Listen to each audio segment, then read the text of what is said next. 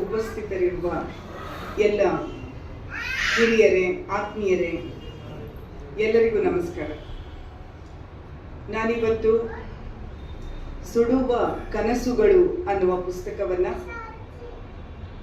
ಕನ್ನಡ ನಾಡಿನ ಎಲ್ಲ ಕಾವ್ಯ ಪ್ರೇಮಿಗಳ ಪರವಾಗಿ ಅತ್ಯಂತ ಪ್ರೀತಿ ಮತ್ತು ಗೌರವದಿಂದ ಬಿಡುಗಡೆ ಮಾಡಿದ್ದೇನೆ ಅಂತ ಹೇಳೋದಕ್ಕೆ ತುಂಬ ಸಂತೋಷ ಅಂತ ಅನ್ನಿಸ್ತಿದೆ. ಆತ್ಮೀಯರೇ, ಮಂಡ್ಯದಲ್ಲಿ ಸಾಹಿತ್ಯ ಸಮ್ಮೇಳನ ನಡೀತಾ ಇದೆ.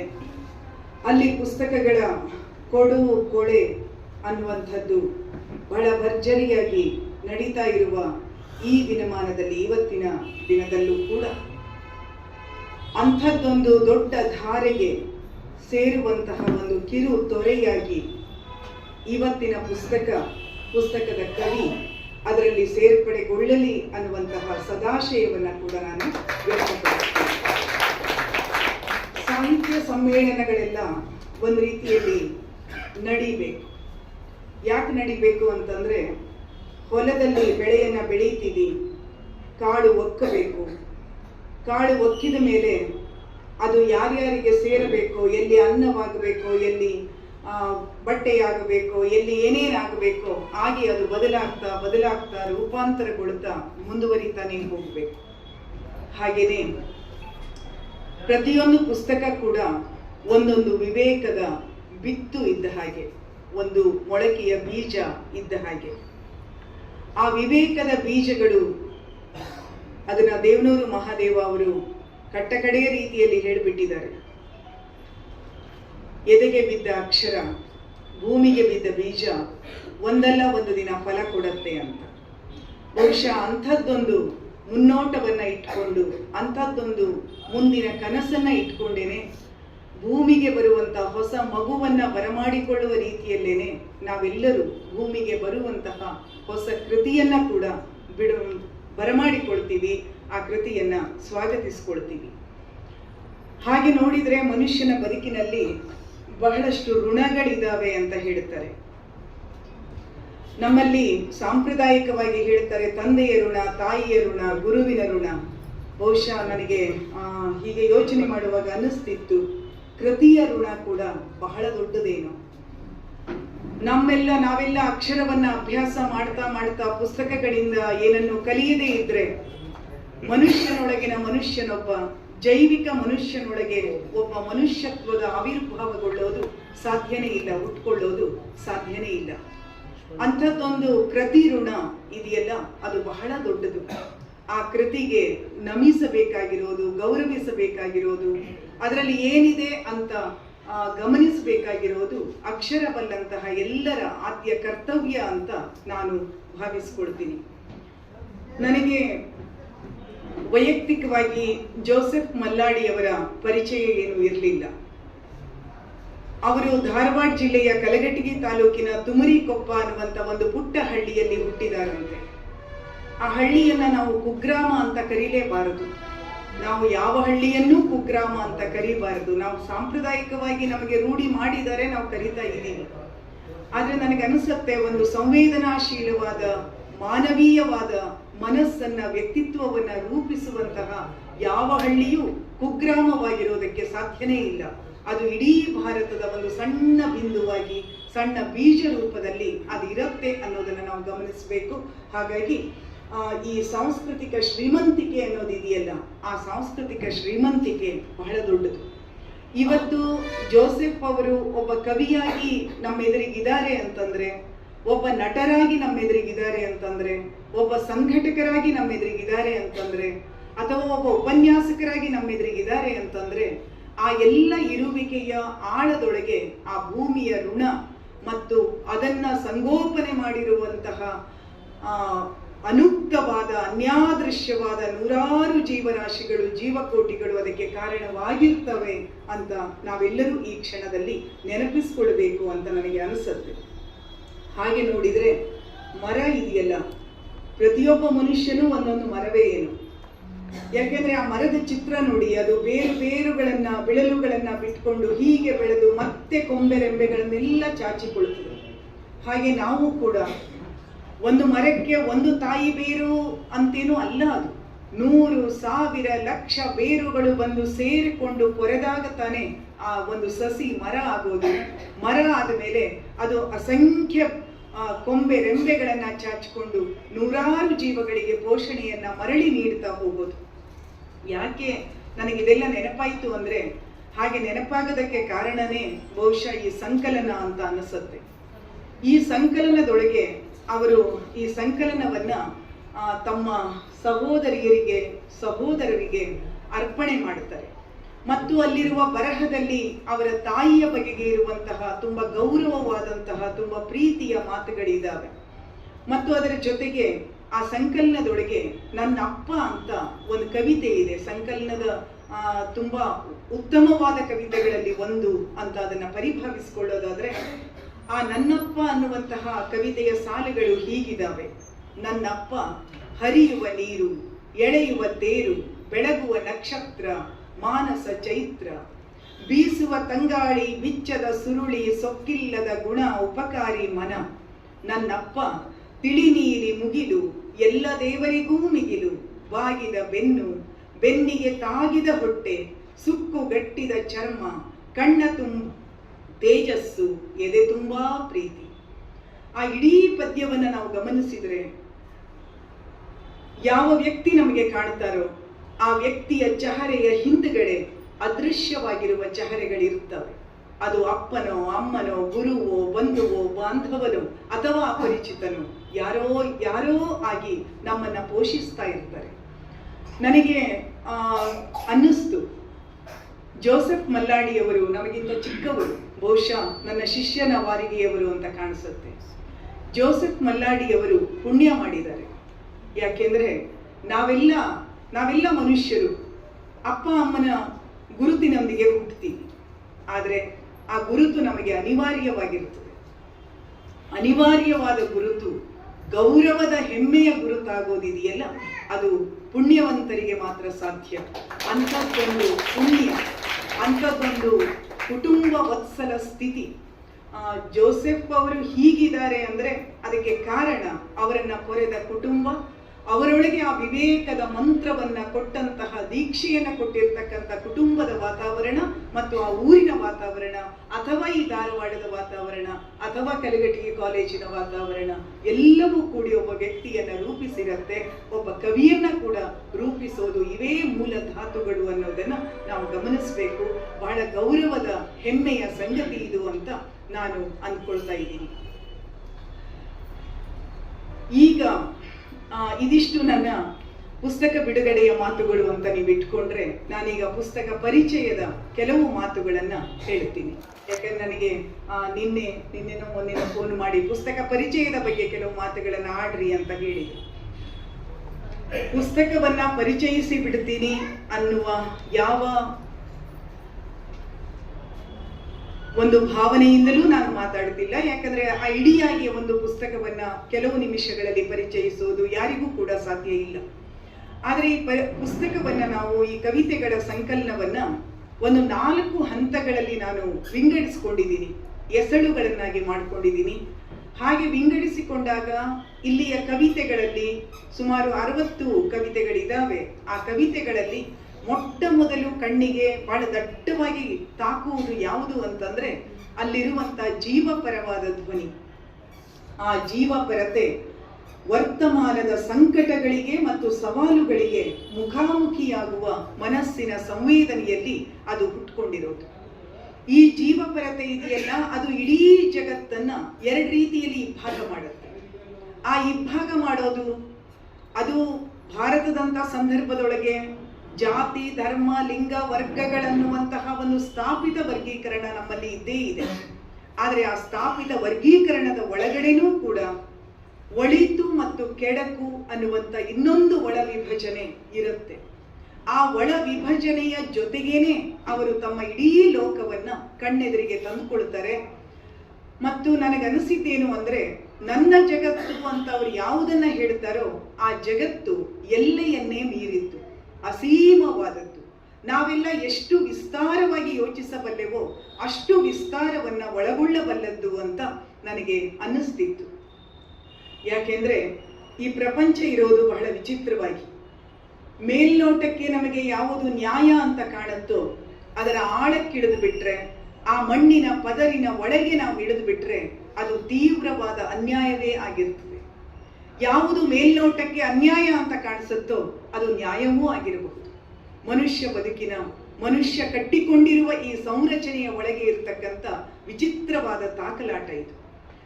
ಇದು ಒಂದು ಅಂಶ. ಆದರೆ ಹಾಗಾಗೇನೆ ಅವರ ಕವಿತೆ, ಅವರ ಕವನ ಸಂಕಲನ ತೀವ್ರವಾದ ಸಾಮಾಜಿಕ ಬದ್ಧತೆಯಿಂದ ಹುಟ್ಟಿರುವಂಥದ್ದು. ತೀವ್ರವಾದ ಸಾಮಾಜಿಕ ಬದ್ಧತೆ. ಇತ್ತೀಚಿನ ದಿನಗಳಲ್ಲಿ ನಾವು ಸಾಮಾಜಿಕ ಬದ್ಧತೆಯ ಬಗ್ಗೆ ಮಾತಾಡೋದೇನೆ ತಪ್ಪೇನೋ, ಅಪರಾಧವೇನೋ, ಸಾಮಾಜಿಕ ಬದ್ಧತೆ ಇರೋದು ಒಳ್ಳೆಯ ಕವಿತೆ ಆಗಲಾರದೇನೋ ಅನ್ನುವಂಥ ಅನುಮಾನಗಳಿಗೆ, ಕೀಳರಿಮೆಗಳಿಗೆ ಕವಿಗಳು, ಕಲಾವಿದರು ಎಲ್ಲರೂ ಒಳಗಾಗ್ತಿರುವ ದಿನಮಾನಗಳಲ್ಲಿಯೂ ನಾವು ಬದುಕಿದ್ದೀವಿ.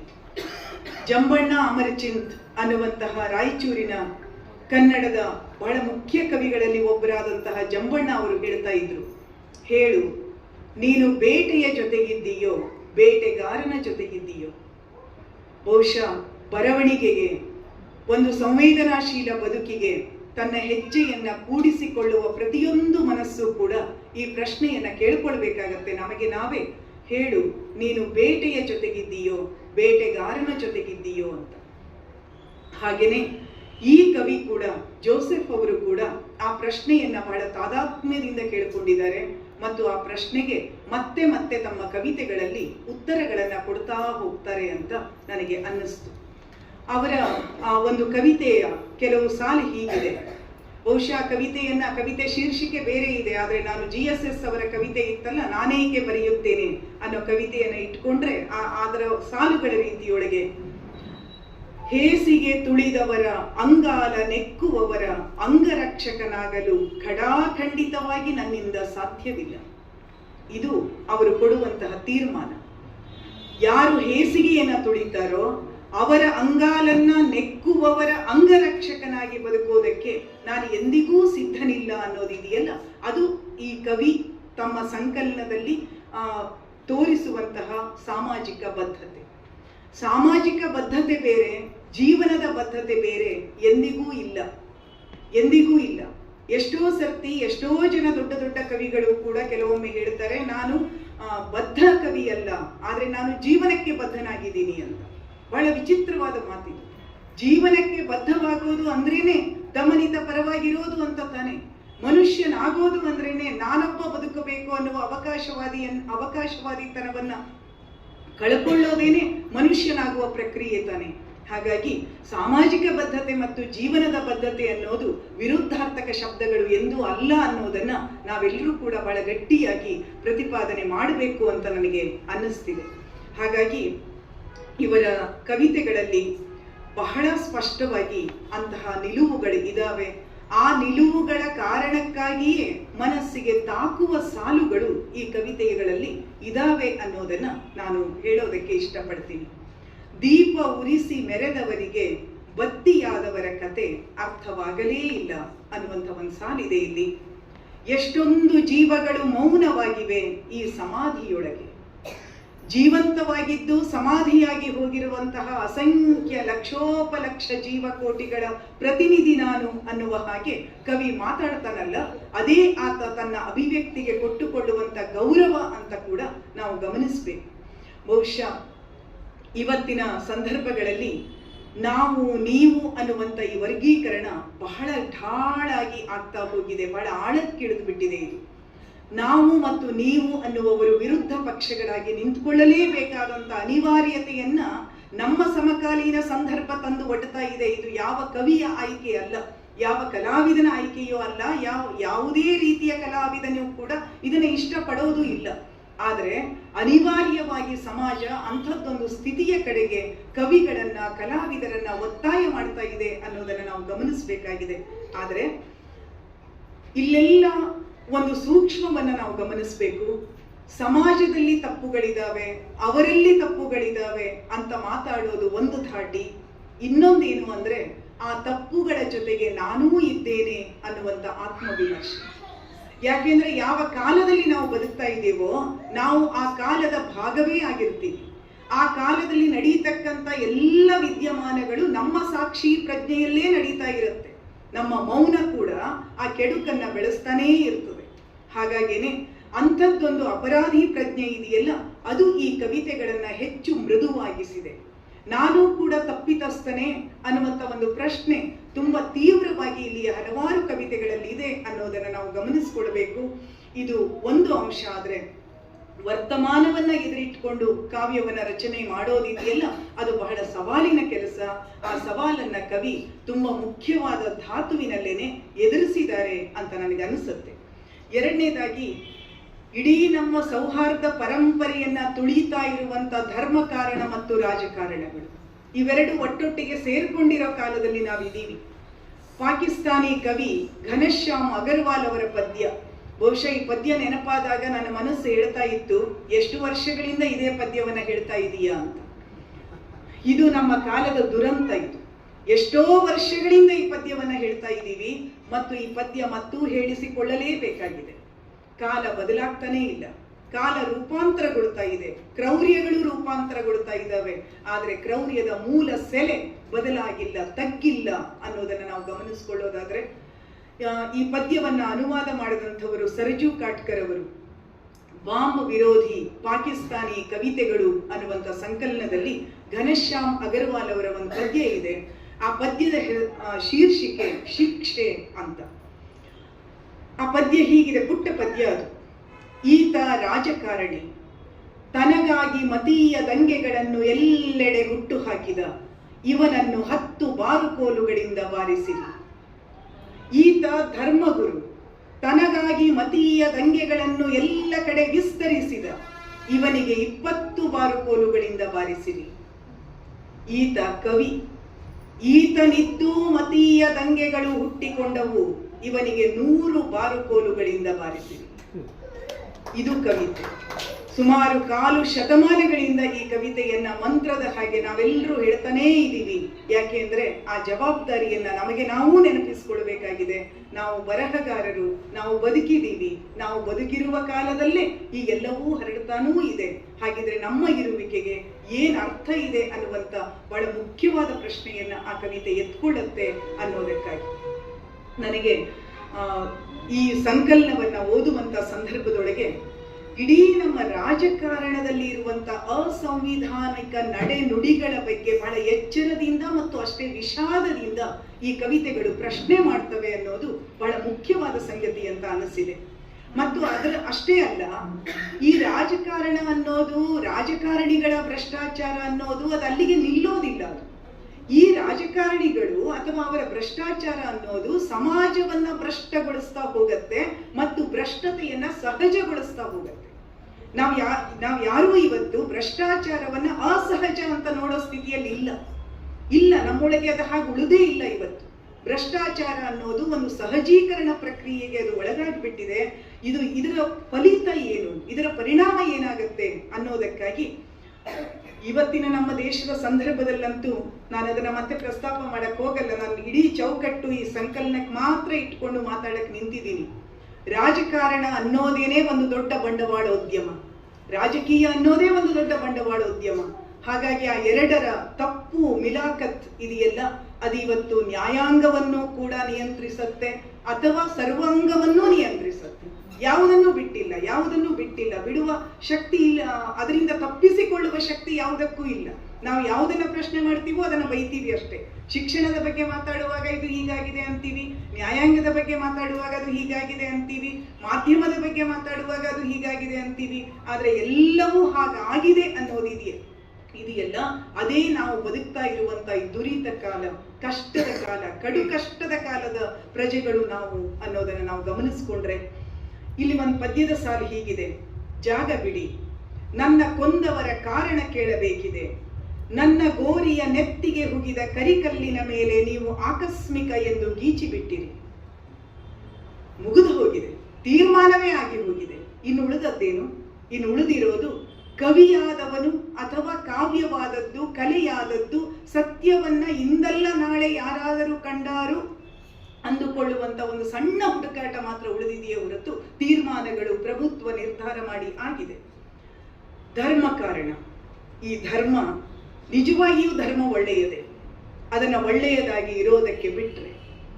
ಆದ್ರೆ ಇವತ್ತು ನಮ್ಮ ಸ್ಥಿತಿಯೊಳಗಡೆ ಏನಾಗಿದೆ ಅಂದ್ರೆ, ಧರ್ಮವನ್ನ ಉಪಯೋಗಿಸಿಕೊಳ್ಳುವ ಎಲ್ಲರಿಗೂ ನಾವು ಹೇಳಬೇಕಾಗಿದೆ, ನೀವು ಧರ್ಮದ ಮರ್ಯಾದೆಯನ್ನ ಹಾಳು ಮಾಡ್ತಿದ್ದೀರಿ, ನೀವು ಇನ್ನೊಬ್ಬರಿಗೆ ಕೆಡಕನ್ನ ಮಾಡ್ತಿಲ್ಲ, ನೀವು ನಿಮ್ಮ ಧರ್ಮವನ್ನ, ನಿಮ್ಮ ಧರ್ಮದ ಧಾರ್ಮಿಕತೆಯನ್ನ ನಾಶ ಮಾಡ್ತಾ ಇದ್ದೀರಿ ಅನ್ನೋದನ್ನ ನಾವು ಹೇಳದೇ ಇದ್ರೆ ಅದು ಕವಿಯ ತಪ್ಪಾಗತ್ತೆ, ಅದು ಬರಹಗಾರನ ತಪ್ಪಾಗತ್ತೆ, ಅದು ತಿಳುವಳಿಕೆ ಹೊಂದಿದವನ ತಪ್ಪಾಗತ್ತೆ, ಅಥವಾ ಚಾಮ್ಸ್ಕಿ ಹೇಳುವ ಹಾಗೆ ಅದು ಬೌದ್ಧಿಕ ಬೇಜವಾಬ್ದಾರಿ ಆಗ್ತದೆ. ಆ ಬೌದ್ಧಿಕ ಬೇಜವಾಬ್ದಾರಿಯಿಂದ ಹೊರಗೆ ಬರೋದು ನಮ್ಮೆಲ್ಲರ ಅನಿವಾರ್ಯತೆ ತಾನೆ. ಹಾಗಾಗಿ ನನಗೆ GSS ಅವರ ಅಗ್ನಿಪರ್ವ ಅನ್ನೋ ಕವಿತೆಯೊಳಗೆ ಒಂದು ಸಾಲು ಬರುತ್ತೆ. ಬಹುಕಾಲದಿಂದ ನಾವು ಜತನವಾಗಿ ಕಟ್ಟಿ ಬೆಳೆಸಿದ ಗೂಡು ಬಿದ್ದು ಹೋಗಿದೆ ಅಂತಾರವರು. ನಮ್ಮ ಪರಂಪರೆಯಲ್ಲಿ ತಪ್ಪುಗಳಿದ್ದಿರಬಹುದು, ಆದರೆ ಆ ಪರಂಪರೆಯ ಒಳಗಡೆ ಸೌಹಾರ್ದತೆಯ ಎಳೆಗಳು ಇದ್ದವು, ಖಂಡಿತವಾಗಿಯೂ ಇದ್ದವು. ಆದ್ರೆ ಇವತ್ತಾಗ್ತಿರೋದೇನು, ಆ ಸೌಹಾರ್ದತೆಯ ಮೇಲೆ ಬಹಳ ದೊಡ್ಡ ಆಕ್ರಮಣ ಆಗ್ತಾ ಇದೆ. ಅಂಥ ಸಂದರ್ಭದಲ್ಲಿ ಕವಿ ಕೇಳ್ತಾರೆ, ರಕ್ತವೇನು ಬೇರೆ ಬಣ್ಣದ್ದೇ, ನಿಮ್ಮ ರಕ್ತವೇನು ಬೇರೆ ಬಣ್ಣದ್ದೇ. ನನಗೆ ಈ ಸಾಲುಗಳನ್ನು ಹೇಳುವಾಗ ನನಗೆ ಗೊತ್ತಿದೆ, ಇದು ಈ ಕವಿ ಹೇಳಿದ ಹೊಸ ಸಾಲು ಖಂಡಿತ ಅಲ್ಲ. ಆದ್ರೆ ಈ ಹಳೆಯ ಸಾಲುಗಳನ್ನೇ ಮತ್ತೆ ಮತ್ತೆ ನಮ್ಮ ನಾಲಿಗೆಗೆ ಹೊರಡುವ ಹಾಗೆ ಹೇಳಲೇಬೇಕಾದ ತುರ್ತು ಪರಿಸ್ಥಿತಿ ಒಂದು ಘೋಷಿತವಾಗಿದೆ ಅನ್ನೋದನ್ನ ನಾವು ಗಮನಿಸ್ಕೊಳ್ಬೇಕು ಅಂತ ಅನಿಸ್ತಾ ಇದೆ. ಒಂದು ಕವಿತೆಯ ಸಾಲನ್ನ ನಾನು ಓದ್ತೀನಿ. ಯಾವ ಬಣ್ಣವೂ ಇಲ್ಲಿ ಖಾಲಿ ಉಳಿದಿಲ್ಲ, ಪ್ರತ್ಯೇಕದ ಹೆಸರಲ್ಲಿ ಬೀದಿ ಬಿದ್ದು ಕೂಗುತ್ತಿವೆ, ತಾವೇ ಬಿಡಿಸಿದ ಅಂಗಳದ ಚಂದದ ರಂಗೋಲಿಗೆ ಬಣ್ಣ ಬೆರೆಸಲು ಕನ್ಯೆಯರಿಗೆ ಈಗ ಅಂಜಿಕೆ. ಬಣ್ಣಗಳು ಕಬ್ಜಾಗಿ ಹೋಗಿದವೆ, ಒಂದೊಂದು ಬಣ್ಣಕ್ಕೆ ಒಂದೊಂದು ಧರ್ಮ, ಒಂದೊಂದು ಬಣ್ಣಕ್ಕೆ ಒಂದೊಂದು ಗುರುತು. ಯಾವುದನ್ನ ಬಿಟ್ಟಿದ್ದೀವಿ ನಾವು ಅನ್ನುವಂತ ಒಂದು ಅಸಹಾಯಕ ಸ್ಥಿತಿ. ನಮ್ಮ ಮನೆಯ ಮುಂದೆ ಬಿಡಿಸುವ ರಂಗೋಲಿಯ ಮೇಲೂ ನಮ್ಮ ಅಧಿಕಾರ ಇಲ್ಲ, ನಾವು ಉಣ್ಣುವ ಆಹಾರದ ಮೇಲೂ ನಮ್ಮ ಅಧಿಕಾರ ಇಲ್ಲ. ಈ ಪಟ್ಟಿಯನ್ನ ನಾವು ನಮ್ಮ ಹೊಟ್ಟೆಯಲ್ಲಿ ಹುಟ್ಟಿ ಎಷ್ಟು ಮಕ್ಕಳು ಹುಟ್ಟಬೇಕು ಅನ್ನೋದನ್ನು ಕೂಡ ಯಾವುದೋ ಧರ್ಮದ ಪುಣ್ಯಾತ್ಮ ಹೇಳ್ತಿರ್ತಾನೆ ಅನ್ನೋದಿದೆಯಲ್ಲ, ಆ ಮಾತು ಮತ್ತೆ 2-3 ದಿನಗಳಿಂದ ದೊಡ್ಡದಾಗಿ ಕೇಳಿಸ್ತಾ ಇದೆ. ಬಹಳ ಅಸಹ್ಯ ಅನಿಸುತ್ತೆ ನಮಗೆ. ಏನಾಗಿದೆ ನಮ್ಮ ಸಮಾಜ ಮತ್ತು ನಮ್ಮ ಮೌನಕ್ಕೆ ಯಾವ ಬೆಲೆಯನ್ನ ಮುಂದಿನ ಜನಾಂಗ ತೆರಬೇಕಾಗಿದೆ ಅನ್ನೋದನ್ನ ಕೂಡ ನಾವು ಗಮನಿಸಬೇಕು. ಬ್ರೆಕ್ಟ್ ಹೇಳ್ತಾನೆ, ಬರ್ಟೋಲ್ಡ್ ಬ್ರೆಕ್ಟ್ ಜರ್ಮನಿಯಲ್ಲಿ ಬದುಕಿದ್ದಂತಹ ನಾಟಕಕಾರ. ಬ್ರೆಕ್ಟ್ ಹೇಳ್ತಾನೆ, ಸರ್ವಾಧಿಕಾರಿಯನ್ನ ಬೆಳೆಸುವ ಸಮಾಜ ಒಂದು, ಸರ್ವನಾಶ ಒಂದೇ ಅದಕ್ಕಿರೋದು, ಬೇರೆ ದಾರಿನೇ ಇಲ್ಲ ಅದಕ್ಕೆ. ಸರ್ವಾಧಿಕಾರಿಯನ್ನ ಬೆಳೆಸುವ ಸಮಾಜ ಒಂದು ಸರ್ವನಾಶದ ಕಡೆಗೆ ಹೋಗಬೇಕು. ಅದೇ ಧ್ವನಿ ಇಲ್ಲಿದೆ. ಅಷ್ಟು ಗಟ್ಟಿಯಾಗಿದೆ ಅಂತ ನಾನು ಹೇಳಲಾರೆ, ತೀವ್ರತೆ ಹಾಗೇ ಇದೆ. ಇಲ್ಲಿ ಹೀಗಿದೆ, ಕವಿ ಹೇಳ್ತಾರೆ, ಸಂಗಾತಿಗಳೇ ಎಚ್ಚರವಾಗಿರಿ, ಸಂಗಾತಿಗಳೇ ಎಚ್ಚರವಾಗಿರಿ, ದೇಶದ ಹೆಸರಲ್ಲಿ ದೇಶ ಲೂಟಿಯಾಗಿದೆ, ದೇಶದ ಹೆಸರಲ್ಲಿ ದೇಶ ಲೂಟಿಯಾಗಿದೆ. ಯಜಮಾನನೊಬ್ಬ ದೇಶ ದೇಶ ತಿರುಗಿ ದೇಶಕ್ಕಾಗಿ ದೇಶ ಮಾರುತ್ತಿದ್ದಾನೆ. ಅವನು ಯಾರು ಏನು ನಾವೇನೂ ಹೇಳಬೇಕಾದ್ದಿಲ್ಲ, ನಮಗೆಲ್ರಿಗೂ ಅರ್ಥ ಆಗತ್ತೆ. ಜನರನ್ನ ಎಚ್ಚರಿಸುವಂತ ಈ ವಿವೇಕವನ್ನ ಕವಿತೆ ಹೇಳದೆ ಇನ್ಯಾರು ಹೇಳಬೇಕು? ಹಾಗಿದ್ರೆ ಯಾಕೆ ಹೇಳಬೇಕು? ಕವಿ ಹೇಳ್ತಾರೆ, ನಮ್ಮದೊಂದು ಬದುಕಿತ್ತಲ್ಲ ಕೂಡು ಸಂಸ್ಕೃತಿ, ಬನ್ನಿ ಕೂಡು ಸಂಸ್ಕೃತಿಯ ಬಾಡೂಟ ಮಾಡೋಣ. ಕೂಡು ಸಂಸ್ಕೃತಿಯ ಬಗ್ಗೆ ಧಕ್ಕೆಗಳು, ಹಲ್ಲೆಗಳು ಯಾವ್ಯಾವ ರೀತಿಯಲ್ಲಿ ನಡೀತಾ ಇದೆ ಅನ್ನೋದನ್ನ ನಾವೆಲ್ಲರೂ ಗಮನಿಸ್ತಾ ಇರ್ಬೇಕಾದ್ರೆ, ಮತ್ತು ಕವಿ ಹೇಳುವ ತೀರ್ಮಾನ ಏನು ಅಂದ್ರೆ, ಛಲ ಬಿಡದೆ ಅಣಿಯಾಗೋಣ, ಋಣವ ತೀರಿಸಲು ಈ ಮಣ್ಣಿಗೆ, ಈ ಭೂಮಿ ಮೇಲೆ ಹುಟ್ಟಿರೋ ನಾವು ಆ ಋಣವನ್ನ ಸಂದಾಯ ಮಾಡಲೇಬೇಕಲ್ಲವೇ ಅನ್ನುವಂಥ ಒಂದು ಎಚ್ಚರ ಈ ಕವಿತೆಯ ಸಾಲುಗಳಲ್ಲಿದೆ. ಆದ್ರಿಂದ ಈ ಸಂಕಲನಕ್ಕೆ ಒಂದು ಸಾಮಾಜಿಕವಾದ ಮನ್ನಣೆ ತನ್ನಿಂದ ತಾನೇ ಪ್ರಾಪ್ತವಾಗಿದೆ ಅಂತ ನಾನು ಹೇಳೋದಕ್ಕೆ ಇಷ್ಟಪಡ್ತೀನಿ. 3ನೇದು ಮಹಿಳಾ ಸಂವೇದನೆ. ನನಗೆ ಹಿಂಗೆ ಮಾತಾಡುವಾಗೆಲ್ಲ ದಲಿತ ಸಂವೇದನೆ, ಮುಸ್ಲಿಂ ಸಂವೇದನೆ, ಮಹಿಳಾ ಸಂವೇದನೆ ಅಂದ ತಕ್ಷಣ ನಮ್ಮ ಬರಹಗಾರರಲ್ಲಿ ಒಂದು ತೊಂದರೆ ಇದೆ. ಏನು ಅಂದ್ರೆ, ಇದೊಂದು ಬ್ಲಾಕ್ ಖಾಲಿ ಇದೆ, ಇದನ್ನ ತಂದ್ಬಿಡೋಣ ಅಂತ. ಆದ್ರೆ ಖಂಡಿತವಾಗಿಯೂ ಈ ಕವಿಯ 2 ಕವಿತೆಗಳಲ್ಲಿ ಹಾಗೆ ಮೇಲೆ ಮೇಲೆ ಮೇಕಪ್ ಮಾಡುವ, ಮೇಲೆ ಮೇಲೆ ತುಂಬುವ, ಬಿಟ್ಟ ಸ್ಥಳವನ್ನ ತುಂಬಿಕೊಳ್ಳುವಂತಹ ಯಾವ ಇರಾದೆಯೂ ಇಲ್ಲ. ಅದು ಬಹಳ ತೀವ್ರವಾದ, ಬಹಳ ಆಳವಾದ, ಬಹಳ ಆಂತರಿಕವಾದಂತಹ ಒಂದು ಸಂವೇದನೆಯಾಗಿಯೇ ದಾಖಲಾಗಿದೆ ಅಂತ ನಾನು ಬಹಳ ಗಟ್ಟಿಯಾಗಿ ಹೇಳೋದಕ್ಕೆ ಇಷ್ಟಪಡ್ತೀನಿ. ಅಲ್ಲಿ 2 ಕವಿತೆಗಳಿದ್ದಾವೆ. ಸಂಕಲನವನ್ನ ತಾವೆಲ್ಲರೂ ತಗೊಳ್ಳಿ ಮತ್ತು ಓದಿ ನೋಡಿ. ನಾನು ಎಲ್ಲದರ ಬಗ್ಗೆ ಆ ಸಾಲುಗಳನ್ನೆಲ್ಲ ಉಲ್ಲೇಖ ಮಾಡ್ತಾ ಹೋಗೋದಿಲ್ಲ. ಹೆಣ್ಣು ನಾನು ಅನ್ನುವಂಥ ಒಂದು ಕವಿತೆ ಇದೆ. ಆ ಕವಿತೆಯನ್ನ ನಿಜವಾಗಿಯೂ ಜೈವಿಕವಾಗಿ ಹೆಣ್ಣೇ ಬರೆದರೂ ಕೂಡ ಇಷ್ಟನ್ನೇ ಬರೀಬಹುದಲ್ಲವೇ ಅಂತ ನನಗೆ ಅನ್ನಿಸ್ತಿದೆ. ಅಷ್ಟು ಮುಖ್ಯವಾದಂತಹ ಹೆಣ್ಣು ನಾನು ಅನ್ನುವಂಥ ಕವಿತೆ ಇರಬಹುದು, ಮತ್ತು ಹಾಗೇನೆ ಬೆಳಕಾದವರು ಅನ್ನುವಂಥ ಕವಿತೆ ಇರಬಹುದು. ಇವೆಲ್ಲ ಹೆಣ್ಣಾಗಿಯೂ ನಾನು ಈ ಲೋಕವನ್ನ ನೋಡಬಲ್ಲೆ ಅಂತ ಗಂಡು ಎಂದು ತಿಳಿಯುತ್ತಾನೋ ಅಂದು ಇಲ್ಲಿ ಸೌಹಾರ್ದತೆಯ ಒಂದು ಪ್ರಖರವಾದ ಧಾರೆ ಹುಟ್ಟಿಕೊಳ್ಳುತ್ತೆ. ಗಂಡು ಹೆಣ್ಣು ಅನ್ನೋದು ಒಂದು ಜೈವಿಕವಾದ ಭೇದವೇ ಹೊರತು ಮತ್ತು ಅದು ಕೇವಲ ನಮ್ಮ ಖಾಸಗಿ ಬದುಕಿನ ಕ್ವಚಿತ್ ಸಂಗತಿಗಳಿಗೆ ಸಂಬಂಧಪಟ್ಟಿದ್ದೇ ಹೊರತು ಅದು ಸಾಮಾಜಿಕವಾದ ವ್ಯಕ್ತಿತ್ವವನ್ನು ರೂಪಿಸ್ತಕ್ಕಂಥ ಸಂಗತಿ ಯಾವತ್ತಿಗೂ ಅಲ್ಲ. ಅದು ಯಾವತ್ತೂ ಕೂಡ ಭೇದ ಭಾವಗಳನ್ನ ತಂದು ಹಾಕಬೇಕಾಗಿರುವ, ಮೇಲು ಕೀಳನ್ನ ಹುಟ್ಟಿಸಬೇಕಾಗಿರೋ ಸಂಗತಿ ಯಾವತ್ತಿಗೂ ಅಲ್ಲ. ಹಾಗಾಗಿನೇ ಗಂಡು ಹೆಣ್ಣಾಗಿ ಯೋಚಿಸೋದಿದೆಯಲ್ಲ, ಅದು ಒಂದು ಅದ್ಭುತವಾದಂತಹ ಒಂದು ಧಾರೆ. ಹಾಗಾಗಿ ಇದರ ಕೊನೆಯಲ್ಲಿ ನಾಲ್ಕನೇದಾಗಿ ನಾನು ಗಮನಿಸಿದ್ದು ಜೋಸೆಫ್ ಅವರ ಭಾಷೆ. ಜೋಸೆಫ್ ಒಬ್ಬ ಕಲಾವಿದರು, ಒಬ್ಬ ನಟ ಮತ್ತು ಒಂದು ಸಾಮಾಜಿಕ ಬದುಕಿನ ಜೊತೆಗೆ ಗುರುತಿಸಿಕೊಂಡವರು. ಹಾಗಾಗಿ ಈ ಬಯಲು ಸೀಮೆಯ ಕನ್ನಡದ ಒಂದು ಸಹಜವಾದ ವ್ಯಂಗ್ಯ ಇದೆಯಲ್ಲ, ಬಹುಶಃ ನಮಗೆ ಕರಾವಳಿಯವರಿಗೆ ಅಂಥ ವ್ಯಂಗ್ಯ ಬರೋದಿಲ್ಲ. ಈ ಬಯಲು ಸೀಮೆಯ ಧಾಟಿಯಲ್ಲೇ ಇರುವಂಥ ವ್ಯಂಗ್ಯವನ್ನ ಹಿಡಿದಿಡೋ ಪ್ರಯತ್ನವನ್ನ ಅವರ ಹಲವಾರು ಕವಿತೆಗಳು ಮಾಡ್ತವೆ. ಅದರಲ್ಲಿ ಯಾಕಂದ್ರ ನನ್ನ ಮಾತಾ ಹಂಗ ಅನ್ನುವಂಥ ಒಂದು ಕವಿತೆ, ದೇವರು ಎಷ್ಟು ಕೆಟ್ಟವ ಅನ್ನುವಂಥ ಇನ್ನೊಂದು ಕವಿತೆ. ದೇವರು ಎಷ್ಟು ಕೆಟ್ಟವ ಅನ್ನೋ ಕವಿತೆ ಆರಂಭ ಆಗೋದು ತಿನ್ನೋ ಅನ್ನ ಹೊರಗಿಟ್ಟು ಹಸಿವು ಒಳಗಿಟ್ಟು ಆಟ ಆಡಕತ್ತಾನ ಅಂತ ಶುರುವಾಗತ್ತದು. ಆದ್ರೆ ಕೊನೆಗೆ ಈ ಮನುಷ್ಯ ಎಷ್ಟು ಕೆಟ್ಟವ, ದೇವರನ್ನೇ ಆಟ ಆಡ್ಸಕತ್ತಾನ ಅಂತ ಮುಕ್ತಾಯ ಆಗತ್ತೆ. ಇವೆಲ್ಲ ಬಹಳ ಲಘು ಲಹರಿಯಲ್ಲಿ ಹೋಗತ್ತೆ ಅನ್ನೋದಾದ್ರೂ ಕೂಡ ನಮ್ಮ ಸಾಮಾಜಿಕ ವಿವೇಕ ಇದೆಯಲ್ಲ. ಹಾಗಾಗಿ ಈ ಪದ ಹಾಡುವವರು ಹಾಡಿದ್ರಲ್ಲ, ಬಸವಣ್ಣನನ್ನ ಯಾಕೆ ನಮ್ಮ ಜನಪದ ಧಾರೆಗಳು ಬಸವಣ್ಣನಿಗೆ ಮೊರೆ ಹೋಗ್ತವೆ ಅಂತಂದ್ರೆ, ಆತ ನಮಗೆ ನಮ್ಮೊಳಗೆ ಇರುವ, ಇವತ್ತಿಗೂ ನಮ್ಮೊಳಗೆ ಇರುವ ಜನನಾಯಕ ಅನ್ನೋದನ್ನು ನಾವು ಗಮನಿಸ್ಕೊಂಡ್ರೆ ಅಂಥ ಒಂದು ಆಲೋಚನಾ ವಿಧಾನ ಕೂಡ ಇಲ್ಲಿ ಇದೆ ಅಂತ ಹೇಳೋದಕ್ಕೆ ಇಷ್ಟಪಡ್ತೀನಿ. ಹೀಗೆ ಕಾವ್ಯ ಕಟ್ಟುವಂಥ ಒಂದು ಹದ, ಕಾವ್ಯ ಭಾಷೆಯ ಮೇಲೆ ಒಂದು ಹಿಡಿತ, ಜೊತೆಗೆ ಜನ ಸಮುದಾಯದ ವಿವೇಕದ ಜೊತೆಗೆ ತಾನು ಸೇರಿ ಹೋಗುವಂಥ ಪ್ರಜ್ಞೆ, ಈ ಎಲ್ಲವೂ ಈ ಕವಿಗೆ ಇದೆ. ಆದರೆ ಇದಿಷ್ಟೇ ಸಾಕಾಗೋದಿಲ್ಲ, ಇನ್ನೇನೋ ಆಗಬೇಕು. ಇನ್ನೇನಾಗಬೇಕು ಅನ್ನೋದು ಖಂಡಿತ ನನಗೆ ಗೊತ್ತಿಲ್ಲ. ಮತ್ತು ಇಷ್ಟು ವರ್ಷ ಕನ್ನಡ ಸಾಹಿತ್ಯವನ್ನ ಕಲಿಸಿದ ಕಾರಣಕ್ಕಾಗಿ ನಾನು ಹೇಳ್ತಾ ಇದ್ದೀನಿ, ಕಾವ್ಯ ಕಟ್ಟುವುದು ಹೇಗೆ ಅಂತ ಯಾರು ಯಾರಿಗೂ ಎಂದೂ ಯಾವತ್ತೂ ಕಲಿಸಲು ಸಾಧ್ಯವೇ ಇಲ್ಲ. ಕಾವ್ಯ ಮೀಮಾಂಸೆಗೂ ಅದು ಸಾಧ್ಯ ಆಗಿಲ್ಲ, ವಿಮರ್ಶೆಯ ಯಾವ ಪರಿಕಲ್ಪನೆಗಳಿಗೂ ಅದು ಸಾಧ್ಯ ಆಗಿಲ್ಲ. ಎಲ್ಲವೂ ಕೂಡ ಕುರುಡ ಕಂಡ ಆನೆಯ ಹಾಗೆ ಆಗಿ ಹೋಗುತ್ತೆ.